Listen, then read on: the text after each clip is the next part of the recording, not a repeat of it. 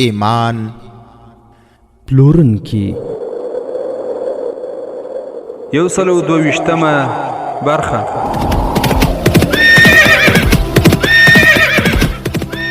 د سلطان صلاح الدین ایوبی رحمه الله د دوران رښتینی کیسې. یو بل صلاح الدین پر دغه ځمکه پیدا کړه، ته یو بل صلاح الدین پر دغه ځمکه پیدا کړه. الحمد لله وكفى والصلاة والسلام على رسوله المصطفى. اما بعد، محترم مسلمانانو ورونو، په تیره برخه کې تاسو واوریدل سلطان صلاح الدین ایوبی رحمه الله بالډون ته ماتې ورکړه او همدارنګه ابن لامون هم عز الدین او سلطان صلاح الدین ایوبی ته وویل چې ماته ستاسو هر شرط منظور دی. ورونو، همدارنګه تاسو د تیرې برخې په پای کې واوریدل چې شمس النساء چې سلطان نور الدین زنګي لور وه خپل مور ته راغله او د خپل ورور الملک صالح پیغام یې د هغه مور رضیه ته راورساوه. خو ورونو، شمس النساء وویل مور هیڅکله خپل اولاد ته خیران نه کوي، خو د هغې د زړه اواز ذوالجلال ذات هسې هم نه پرېږدي. رضیه وویل د محشر په ورځ به زه د هغه بې شمېره شهیدانو د میندو، خویندو او مېرمنو په وړاندې د خپل زوی له عمل سر ټیټ یم. زه د هغه شهیدانو ارواحونو ته د پیرزوینو سلامونه وړاندې کوم او الله تعالی دې موږ ته د شهادت مرګ را نصیب کړي. خو شمس النساء په ژړا سره وویل هغه اوس د خپلو ګناهونو بخښنه غواړي. رضیع وویل دا یوه دوکه ده، ما ته معلومه شوې چې کله سلطان صلاح الدین ایوبي حلب ونیو او هغه د تښتېدلو توان نه درلود، نو ته یې د ځینې سیمو د غوښتنې لپاره ورولېږلې او هغه د خپلې مهربانۍ له مخې څه سیمې تا ته درکړه. هغه خپله ولې نه ورته او خپله توره یې د هغه په وړاندې باندې نه ایښودله. شمس النساء وویل سخزړې کېږه ما. رضیع وویل د هر شهید مور چې په اوسنۍ جګړو کې د خپل اولاد د بیا لیدو څخه بې برخې شوې، په زړه باندې یې لویه تیږه ایښې ده. هغه په دې باندې شرمېږي چې کوم زامن یې د دښمنانو د ختمولو لپاره لېږلي وو هغوی په خپلو کې سره ووژل شول. نو ته ووایه د دې مسؤلیت د چا په غاړه دی؟ هو، زما د زوی په غاړه. شمس النساء وویل محترمې مورې، هغه کوچنی و چې د دښمنانو په جال کې ونښت. رضیع وویل کله چې شعور ویښ شو نو زما خواته به راغلی وای، له ما سره به یې مشوره کړې وای چې زه څه وکړم. لاړه شه، که میندې د احساساتو لاندې راشي نو د الله جل جلاله په لاره کې به څوک شهادت ته تیارې شي. شمس النساء وویل آیا میندې خپلې لورګانې داسې رخصتوي؟ رضیع وویل ته زما سره اوسېږه، خو په دې شرط چې د خپل ورور نوم بیا وانخلې. شمس النساء وویل امکان نه لري، کوم ورور چې ظلم یې کړی یم د هغه نوم به ضرور اخله. رضیع وویل ته د صلیبیانو د سوري لاندې ځوانه شوې، دلته نجونو ته وګوره چې د اسلام په سپېڅلي دین باندې ځانونه قربانوي. زه چې کله د روزنې په وخت کې هغوی رټم نو د دې څخه ویرېږم چې ما ته دا ونه وایي چې خپل اولاد ته دې وګوره. آیا ته دا حقیقت پټولی شې چې ستا ورور د صلیبي نجونو سره چې په حرم کې د شراب نه څښي؟ شمس النساء وویل زه د دې څخه انکار نشم کولی. رضیع وویل خوراک او څښاک وکړه، بیا دې خوښه چې ځې او که نه، خو که بیا دې هم د تللو اراده کړې وي ولاړه شه.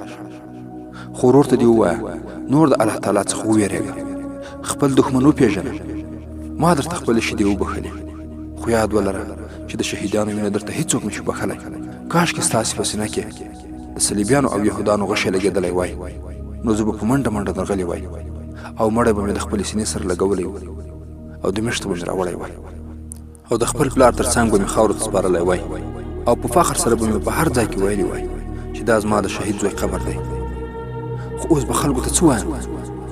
ورونو، د شمس النساء د سترګو څخه اوښکې روانې شوې، د مور لمن یې ونیوله، ښکل یې کړه او پورته شوه. بیا یې وویل طبیبانو د هغه د حالت په لیدلو وویل چې دا د څو ورځو مېلمه دی، زه د هغه خواته ورځم، په ناروغۍ کې به یې خدمت وکړم او د خورولۍ حق به یې ور ادا کړم، او که مړ شو نو خاورو ته به یې وسپارم او وروسته به بیا ستاسې په قدمونو کې کښېنم.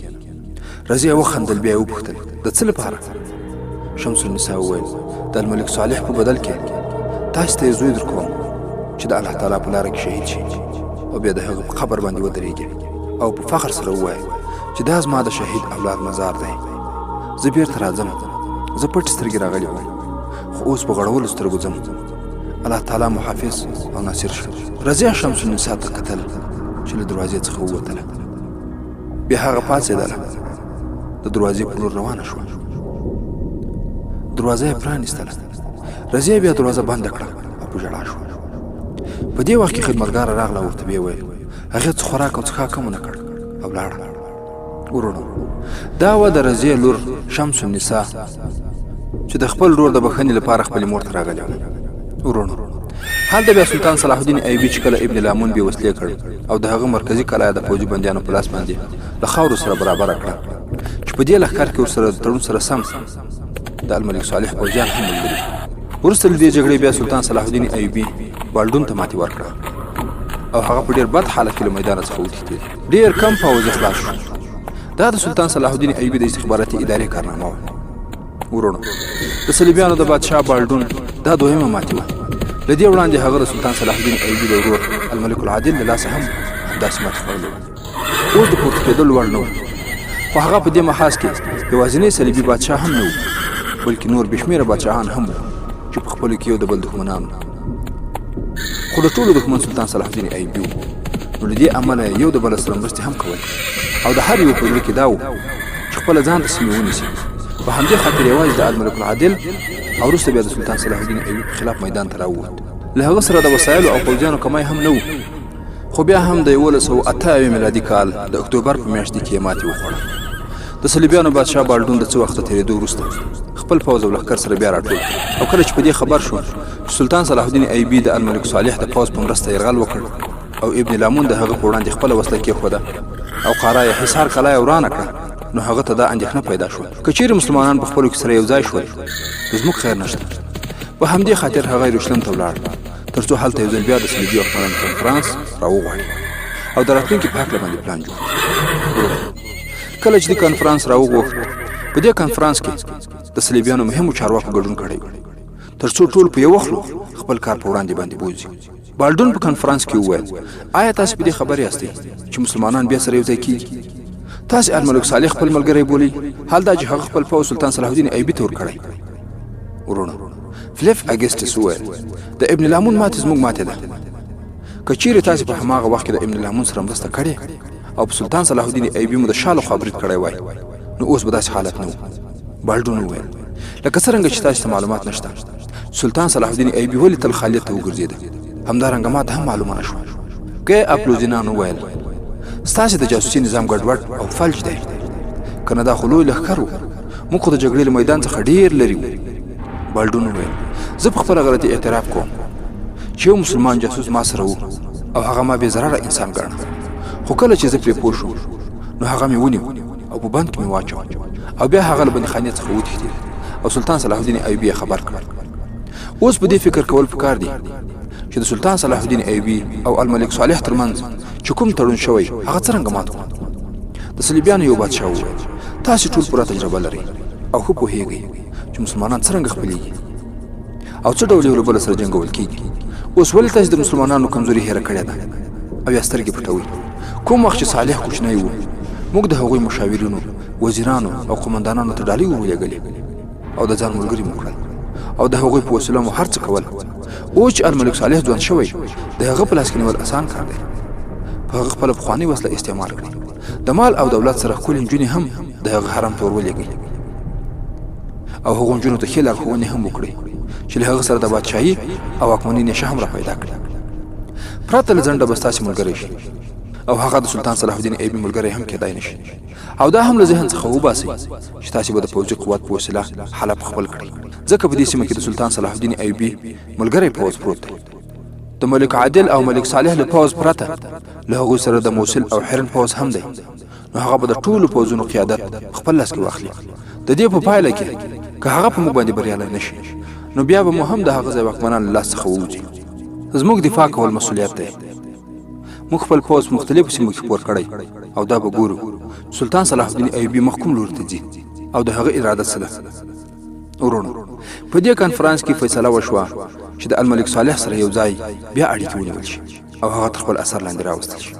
خو ورونو، په دغه وختونو کې چې 1980 میلادي کال د موصل والي سیف الدین وفات او نوی والي عز الدین مسعود وټاکل شو. د سلطان صلاح الدین ایوبي ورور توران شاه هم په همدې کال وفات شو. ورونو همدارنګه یو څو وخت وروسته په 1981 میلادي کال کې بالډون د خپل پوځ کموالی پوره کړ او هغوی ته داسې روزنه ورکړه چې د سلطان صلاح الدین ایوبي د پوځ او چلونو مقابله وکړای شي. هغه د خپلې تیاری او چمتووالي څخه وروسته د کنفرانس د فیصلې سره سم الملک صالح ته یو استازی د پیغام او ډالۍ سره واستاوه ترڅو هغه راخپل کړي او که ونه شي نو بیا به د زور څخه کار اخلي. ورونو الملک صالح ځوان او د حکومت چارې سمبالولی شوې، خو د هغه لویه کمزوري د ده مشاورین وو چې د پردې شاته د صلیبیانو ملګري وو. حقیقت دا و چې هغه د سلطان صلاح الدین ایوبي سره د صلح تړون لاسلیک کړی و، خو د واکمنۍ خوب یې لیده. یو ورځ هغه ته خبر ورکړل شو چې د بالډون استازی راغلی او هغه صلیبي استازي ته هم سمدستي اجازه ورکړل شو. د صلیبیانو بادشاه بالډون داسې یو استازی ټاکلی و چې هم د جاسوسانو استاز او هم په انساني احساساتو باندې ښه پوهېده. استازي وویل ما له ځان سره څه ډالۍ راوړي دي، تاسو لومړی هغه وګورئ. الملک صالح ته هغه ټول شیان وړاندې شول چې استازي راوړي وو. په هغې کې د ملغلرو او سرو زرو د سکو څخه ډک صندوق، 2 تورې، 50 ښکلي اسونه او یوه نمونهیي نجلۍ وه. الملک صالح دا ټول شیان ولیدل، خو چې کله نجلۍ ولیده نو سترګې یې په هغې خښې شوې. د هغه د تصور څخه دا نجلۍ ډېره ښایسته وه. هغه د الملک صالح په عقل او حواسو باندې سمدستي غالبه شوه. وروسته استازي لیک وړاندې کړ چې په عربي ژبه داسې لیکل شوي: ښاغلی د حلب والي الملک صالح، ما د خپل استازي او ډالیو په ځای تاسې ته خپل پوځ هم درلېږلی شو، خو زه ستاسې په خلاف د تورې استعمالولو ته اړتیا نه ګورم، ځکه تاسې زما د اولاد په څېر یاست. موږ ستاسې مرسته هغه وخت کړې چې تاسو ماشوم وئ او سلطان صلاح الدین ایوبي ستاسې په سلطنت باندې قبضه کوله. زه په دې افسوس کوم چې ګمشتګین او سیف الدین په دوستي کې تاسې ته دوکه درکوي. که تاسې یوازې وای نو هېڅکله به مو ماتې نه وای خوړلې. اوس مو چې ماتې وخوړه او د هغه اطاعت مو قبول کړ او د اړتیا له مخې مو هغو ته د ابن لامون په خلاف باندې پوځ ورکړ، زه په دې ښه پوهېږم چې ستاسې په څېر ښاغلی او مېړنی انسان خپل سپکاوی نه شي زغملی. خو تاسې یوازې وئ او زه خپله په اخ او ډب کې اخته وم، که نه ما به ستاسې سره مرسته کړې وای. اوس تاسې لوري ته د کتلو شو نو دا هېر نه کړئ سلطان صلاح الدین ایوبي تاسې ته داسې خپلواکي درکړې چې په حقیقت کې غلامي ده. هغوی د عز الدین مرسته وکړه او ارمنیان یې مات کړل او د احسان په زنجیرو یې وتړل. ټولو کوچنیو واکمنانو د هغه اطاعت قبول کړ او اوس د هغه نظر پرته له تا په موصل او حرن باندې هم دی.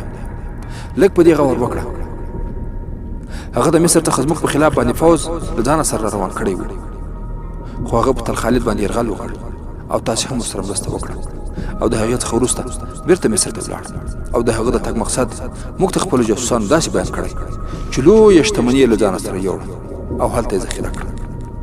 هغه ستاسې پوځ ته د غنیمت له مال څخه څومره حصه ورکړه؟ هغه د یروشلم په لوري ولې روان نه شو؟ ورونو په دغه حالت کې بالډون د الملک صالح په دماغو کې شکونه او شبهې را پیدا کول ترڅو د هغه ملګری شي. هغه پسې لیکلي وو: آیا تاسې ته چا نه دي ویلي چې د ارمنیانو څومره نجونې هغه له ځانه سره بوتلې؟ که په دې پوښتنو باندې غور وکړئ نو د سلطان صلاح الدین ایوبي د نیت اصلي حقیقت به تاسې ته څرګند شي. زموږ ستا سره هېڅ دښمني نشته، موږ یوازې امن غواړو. موږ په دې هم ښه پوهېږو سلطان صلاح الدین ایوبي موږ له هغې سیمې بې برخې کوي او بیا په اروپا باندې یرغل کوي او خپل سلطنت پراخوي. تاسې او نور حکمرانان د خپلې خزانې سکه بولي او که تاسې له نن څخه دفاع ونه کړه نو ستاسې نوم او نښان به هم ختم شي. که زما په خبرې باندې پوه شوی وې نو زما استازي ته ووایه چې زه بیا خپل مشاورین در ولېږم، خپلې مالي او نظامي اړتیاوې راته په ګوته کړئ. ما چې کوم اسونه در لېږلي دي د ډالۍ په ډول دي. زه ستاسې پوځ ته بې شمېره اسونه او اوښان در لېږلی شم. موږ نوې وسله هم ترلاسه کړې، هغه به هم در ولېږم.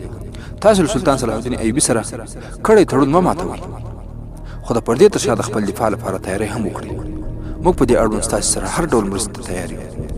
د بریالیتوب په صورت کې موږ ته حرن، موصل او شاوخوا ټولې سیمې سپارو او د سلطان صلاح الدین ایوبي تر وژلو وروسته به ته د مصر او شام سلطان شې. ورونو کله چې ملک صالح دغه لیک واورېده نو د الملک صالح په اعصابو باندې صلیبۍ نجلۍ دومره غلبه کړې وه چې د پیغام خبرې د هغه په زړه باندې مرهم لګېدې. هغه د استازي د خوراک څښاک او آرام کولو لپاره داسې لارښوونې ورکړې لکه چې خپله د صلیبیانو بادشاه بالډون دلته راغلی. الملک صالح ډېرې ښکلې نجونې لیدلې وې، خو د دې صلیبي نجلۍ د خندا او خبرو شکل خلک وژل. ورونو د شپې لخوا نجلۍ د هغو کوټې ته ورغله. د هغې په لاس کې سراحي او جام و. هغې وویل دا شراب د فرانسې دي، یوازې د پاچاهانو لپاره تیارېږي او ستاسې لپاره زموږ بادشاه ما ته د دې لارښوونو سره راکړي چې په تاسې باندې یې په خپلو لاسونو باندې وڅښم. نجلۍ بیا وویل ستاسې په حرم کې خو کومه ښکلې نجلۍ نشته، آیا د دې اړتیا نه محسوسوې چې ستاسې حرم آباد شي؟ الملک صالح وویل زما د حرم لپاره یوازې تاسې باسي هست. وروسته بیا نجلۍ د شرابو ډک جام د هغه په لاس کې ورکړ او ویې ویل آیا دا صحیح ده سلطان صلاح الدین ایوبي چاته په حرم کې د نجونو سره پرته له نکاح څخه د اړیکو نیولو اجازه نه ورکوي؟ الملک صالح وویل دا صحیح ده، خو د شرابو اجازه هم نه ورکوي. نجلۍ وویل تاسو ته معلومات نشته، د هغه یو پټ حرم دی چې په هغه کې پرته له مسلمانانو نجونو څخه یهودي او عیسایي نجونې هم شته. خو ورونو الملک صالح د پانوس په کمرنګه رڼا او د فرانسوي شرابو په نشه کې د نجلۍ د وریښمین ویښتانو په زنجیرونو باندې وتړل شو. سهار چې دواړه د خوب څخه راویښ شول نو الملک صالح نجلۍ ته وویل زما دلته خور ده، له هغې څخه ځان ساته. هغه دا نه خوښوي چې زه د نجونو سره پرته له نکاح څخه یو ځای شم. زه به بیا یو وخت هغې ته ووایم چې غواړم دا مسلمان نجلۍ د خپل ژوندانه ملګرې کړم. نجلۍ وویل دا ستا ګناه ده چې خور دې ازاده نه ده پرېښودلې. هغې ته داسې شرایط برابر کړه چې د نارینهو سره ناسته پاسته وکړي. هغه شهزادګۍ ده او تاسې بادشاه، خو افسوس چې ستاسې حیثیت تر پښو لاندې شوی دی. صلیبي نجلۍ د هغه له خوا څخه هېڅ وخت هم نه جدا کېده او تل به یې په لاس کې د شرابو جام. د دې په خوا کې د بالډون استازي د الملک صالح 2 سالاران هم له ځان سره ملګري کړل چې هغه دواړه هم نجلۍ ته معرفي کړل تر څو یو له بل سره اړیکې ولري. بالډون د شرابو په نشه کې مست د استازي څخه په خپل دربار کې وپوښتل څه مو وکړل؟ استازي وویل آیا کله زه ناکام شوی هم یم؟ ما لوی مزل وکړ، هلته ورسېدم، 4 شپې ورځې د یو دروند میلمه په صفت هلته پاتې شوم او اوس د لوی سفر څخه راورسېدم. نو لومړی مې ستاسو لیدل ضروري وګڼل. زما وړاندیز تاسو ته دا دی چې بې شمېره پوځ او سپرلۍ د ضایع کېدو څخه وساتئ. مسلمان چارواکي واکمنان یوازې په زرو او ښځو باندې خپل کړئ. بالډون وویل یوازې ښځه نه، که د هغې تصویر هم ورکړې خپل ځان هېروي او ته دا ووایه چې تا څه راوړي دي. استازي وویل هغوی لیکلی ځواب رانه کړ او راته ویې ویل د سلطان صلاح الدین ایوبي د استخباراتو غړي او سرښندونکي هر لوري ته ګرځي راګرځي، داسې نه چې تاسې د پیغام سره ونیسي. هغوی وویل تاسې ضرور پوځي مشاورین او سلاکاران راولېږئ، خو د عربو سوداګرو په جامو کې. ورونو دا هم د یادونې وړ بولم چې سلطان صلاح الدین ایوبي خپلو چارواکو او ټولو مسلمان ولس ته دا نصیحت اواز کوي چې د بادشاهۍ خوب، دولت او ښځه داسې څیزونه دي چې د انسان ایمان ختموي. نو زه تاسې ته دا مشوره در کوم چې دا د انسان کمزوري ده او د هغه نصیحت ګټور نه دی. خیر، څو ورځې وروسته د تجارتي سامان څخه بار ډېر اوښان حلب ته راغله او د الملک صالح د قصر سره یې نږدې واړول. په هغوی کې 3 کسان د عربي سوداګرو په لباس کې د قصر دروازې ته راغلل چې د الملک صالح سره وګوري. هغوی قصر ته ننوتل او د دربار دروازې ته ورسېدل. د الملک صالح د ساتونکو مشر ابن خطیب هغوی ودرول او پوښتنه یې ورڅخه وکړه چې خیرت خدای. یو سوداګر وویل موږ غواړو د الملک صالح سره وګورو، څه قیمتي شیان مو راوړي چې هغه یې واخلي او هم ورسره په تجارتي مسایلو باندې خبرې وکړو. ابن خطیب ورته وویل د تجارت خبرې اترې د بادشاه سره نه کیږي، اصلي مقصد راته ووایي. سوداګر وویل موږ خپل مقصد ستاسې په وړاندې کېښود. ابن خطیب وویل د یروشلم څخه راغلي یاست یا د عکرې څخه؟ یو سوداګر وویل موږ تاجران یو، هر ملک ته ځو راځو، یروشلم او عکرې ته هم تللي یاستو او ستاسې په موږ څه شک دی؟ ابن خطیب ورته وویل زه په تاسې شک نه کوم، بلکې د یقین له مخې وایم چې زه تاسې ښه پېژنم خو تاسې ما نه پېژنئ. زه ستاسې ملګری یم، هرمن ما ښه پېژني. یو سوداګر په خندا سره وویل دا چې تاسې موږ وپېژندلو نو د کوم مقصد لپاره چې راغلي یو هغه دا دی، خو دا راته ویل شوي دي چې د سلطان صلاح الدین ایوبي د استخباراتو غړي په ماڼۍ کې هم شته. ابن خطیب وویل ولې به نه وي، خو موږ هر څه څارو. ابن خطیب الملک صالح ته خبر ورکړ چې 3 تنه سوداګر ستاسې سره لیدل غواړي. الملک صالح وویل ته د ساتونکو د ډلې نوی قومندان یې؟ ابن خطیب وویل هو. الملک صالح وویل زه له هر چا سره لیدل کتل نه غواړم، بیا خیال ساته. اوس هغوی راولېږه.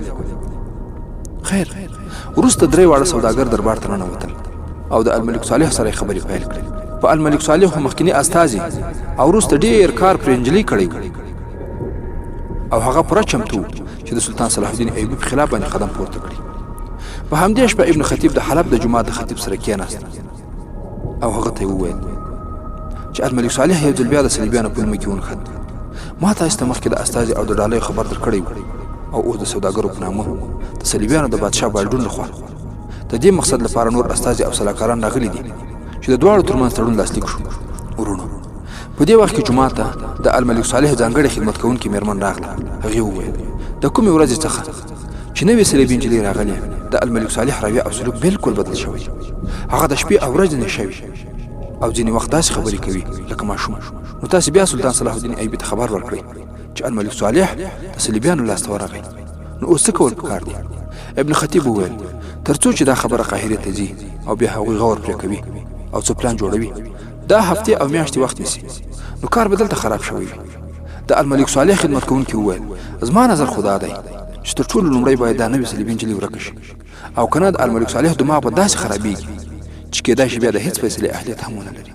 ورونه ابن خطیب چې یو ډېر تکړه، زړور، ځیرک او د ښه فکر خاوند و، هغه وویل که دا درې نوي سوداګران چې د صلیبیانو پوځي سالاران هم دي یو ځای د دې نجلۍ سره ورک سي، نو د الملک صالح او صلیبیانو ترمنځ به بې باوري پیدا شي او د هغوی تړون او پلان به هم ناکام شي. خیر، د حلب د لوی جومات امام وویل ښه ده، نجلۍ او درې سوداګران چې په هر ترتیب کېږي باید له درکه او یا ووژل شي. ورونو څه فکر کوئ چې ابن خطیب کومه مشوره ورکړې؟ آیا دوی به وتوانېږي چې دغه درې تنه سوداګر او هغه نجلۍ ووژني؟ او تاسو څه فکر کوئ چې د صلیبیانو او الملک صالح ترمنځ به اړیکې زیان پیدا کړي او بیا باوري به په دوی کې پیدا سي؟ او آیا د سلطان صلاح الدین ایوبي په اړه باندې څه فکر کوئ چې هغه به د صلیبیانو د نوو لښکرو په مقابل کې کوم ګامونه پورته کړي؟ ورونو دې او د دې ته ورته پوښتنو ځواب به پر روانو برخو کې واورئ ان شاء الله تعالی. د 122 برخې پای.